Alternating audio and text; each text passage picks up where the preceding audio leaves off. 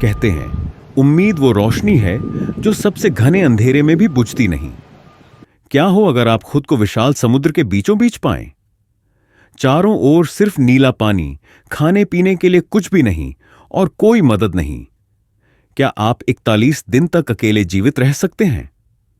आज की कहानी है टमी ओल्डहम एशक्राफ्ट की, जिन्होंने प्रशांत महासागर में 41 दिनों तक अकेले बहते हुए अपनी हिम्मत, दिमागी संतुलन और मजबूत इच्छा शक्ति से मौत को मात दी। क्या आप ऐसे हालात में खुद को बचा सकते हैं? अगर आपके पास कोई सहारा ना हो तो क्या आप जिंदा रहने की उम्मीद रख सकते हैं?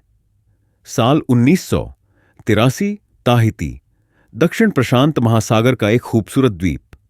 23 साल की टमी ओल्डहम एशक्राफ्ट, एक अमेरिकी लड़की जो समुद्री यात्रा की दीवानी थी। वह अपने मंगेतर रिचर्ड शार्प, एक अनुभवी ब्रिटिश नाविक के साथ दुनिया घूमने का सपना देख रही थी। उनका रिश्ता समुद्र से गहरा जुड़ा था। दोनों ने साथ मिलकर कई छोटी बड़ी समुद्री यात्राएं की थीं। लेकिन इस बार उन्हें एक खास जिम्मेदारी मिली थी, एक 44 फुट की यॉट को ताहिती से सैन डिएगो, अमेरिका तक पहुंचाना। यह करीब 6500 किलोमीटर की दूरी थी, लेकिन दोनों के लिए यह सिर्फ एक रोमांचक एडवेंचर था। उन्हें क्या पता था कि यह सफर उनके जीवन की सबसे कठिन परीक्षा बन जाएगा। यात्रा के 18वें दिन, जब वे हवाई से करीब 2000 किलोमीटर दूर खुले समुद्र में थे, अचानक मौसम खराब होने लगा।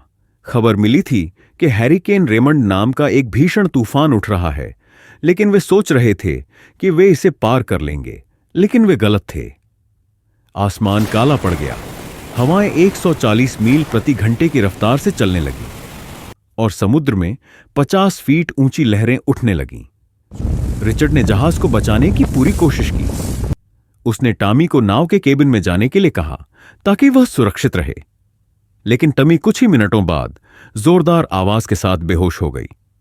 27 घंटे बाद जब टमी को होश आया तो चारों तरफ सिर्फ नीला समुद्र था। नाव बुरी तरह से टूटी हुई थी। मास्ट, जहाज का मुख्य खंभा, टूट चुका था, सेल्स फट चुके थे, लेकिन सबसे बड़ा झटका, रिचर्ड गायब था। टमी हड़बड़ाकर इधर उधर देखने लगी। उसने पूरे समुद्र में नजर दौड़ाई, लेकिन रिचर्ड का कोई नामो निशान नहीं था। वह रोई, चिल्लाई, लेकिन कोई जवाब नहीं मिला। रिचर्ड कहीं नहीं था।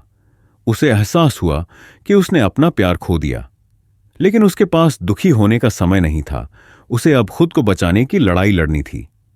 टमी को बचा हुआ आधा मूंगफली बटर और कुछ डिब्बाबंद खाना मिला। वह समुद्र से मछलियां पकड़कर खाने लगी। बारिश का पानी इकट्ठा कर पीती थी। उसके पास केवल एक सेक्टेंट, पुराने जमाने का नौवहन उपकरण और एक नक्शा था। उसने अनुमान लगाया कि अगर वह सही दिशा में नाव चलाए तो 1500 मील दूर हवाई तक पहुंच सकती है।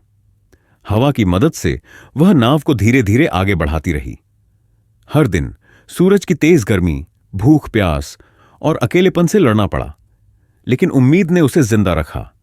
41वें दिन, जब टमी पूरी तरह थक चुकी थी, उसे दूर एक जहाज का धुआं दिखा। उसने तुरंत आखिरी ताकत लगाकर एक रेड फ्लेयर, संकेत देने वाली लाइट, जलाया। वह जहाज अमेरिकी तट से आया था और उन्होंने उसे देखा। आखिरकार 41 दिनों के बाद टमी को बचा लिया गया। वह समुद्र की सबसे भयानक परीक्षाओं में से एक में बच गई थी, लेकिन उसने जीवन की सबसे बड़ी सीख भी हासिल की थी। हार मत मानो, चाहे हालात कितने भी कठिन क्यों ना हों।